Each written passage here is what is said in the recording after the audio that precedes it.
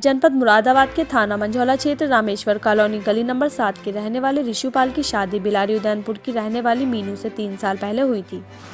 पति ऋषुपाल का आरोप है, जब से उनकी शादी मीनू नाम की महिला से हुई, उसके बाद से उनकी और उनकी बीवी उनके घर वाले को काफ़ी लंबे समय से उनको और उनके घर वालों को परेशान कर रहे थे। पति ने आरोप लगाते हुए बताया कि मेरी बीवी मुझे कुछ नशीली दवाइयाँ खिलाती थी और कहती थी तुम अपाहिज और विकलांग हो, तुम्हारे साथ मैं नहीं रहना चाहती। पति ने आरोप लगाते हुए यह तक बताया कि शादी की पहली रात ही उसने मेरे साथ मारपीट की और वे मुझसे खुश नहीं थी और मेरी बीवी किसी और से संबंध होने के कारण मुझे छोड़ने की बात कहती थी, जिसको लेकर आए दिन किसी न किसी बात को लेकर मेरे और मेरे परिवार वालों को धमकियाँ देती रहती थी और कई बार मुझे झूठे आरोप में बंद भी करा दिया था। इसके बाद पुलिस ने मेरा 151 में चालान किया था। फिर कुछ दिन के बाद मेरी पत्नी घर से जेवर और पैसे लेकर फरार हो गई।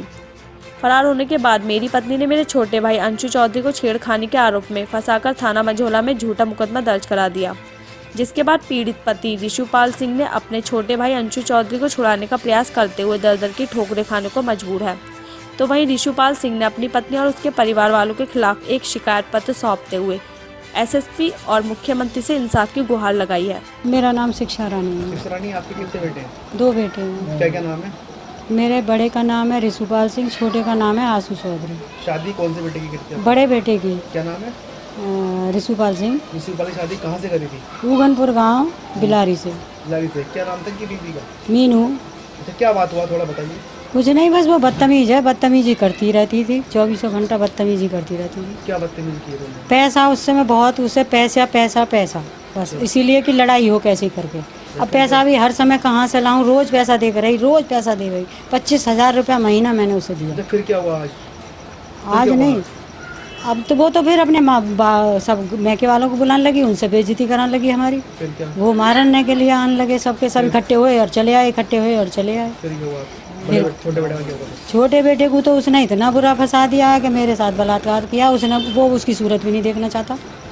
हम तो, वो तो उससे बोला भी ना, कभी पानी भी ना मांगा, जो उसे इतना बुरी तरह आरोप लगाया था ये बलात्कार का। जे तो अभी लगा के गई है इसमें 25 जून को और 4 तारीख को।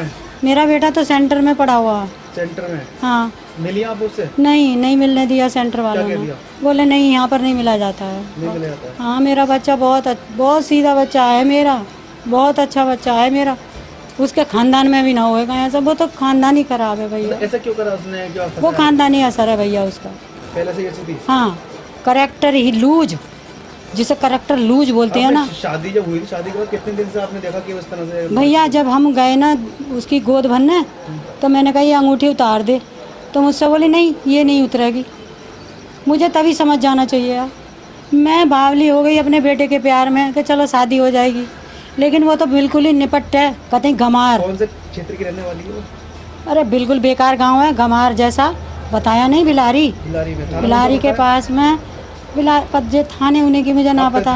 थाने कभी शिकायत करी आपने इसको लेके? जब ये मेरे पास उस 4 तारीख को आए तो मैं गई थाने वालों ने मेरी रिपोर्ट ना लिखी, मैंने भैया से लिखवा के दिया, पर उन्होंने कोई कार्रवाई नहीं मानती। पुलिस भी मिली हुई क्या? पुलिस तो मेरा जेवर ले गई सब 30-40 लाख का, तो वो जेवर बेच रही है, पुलिस को दे रही है, पुलिस वालों के पीछे घूम रही है आराम से। मेरे घर आया दरोगा, फौरन फोन आ गया, पैसे भी लेके भागी है 50,000 रुपया। हाँ, 30-40 लाख का जेवर लेके भागी है। एसएसपी साहब से मिली थी, क्या हुआ था? मैं ना गई हूँ अभी, अब जाऊंगी मैं। झूठा मुकदमा हमारे पे इसने कराया है। ये इसलिए कराया कि बदले में वही 10 लाख रुपए हमसे मिल जाए और हम मुझे लूँ दूसरी शादी करूँ, जो उसकी सहेली ने इतने करा, नीतू ने क्या नाम उसका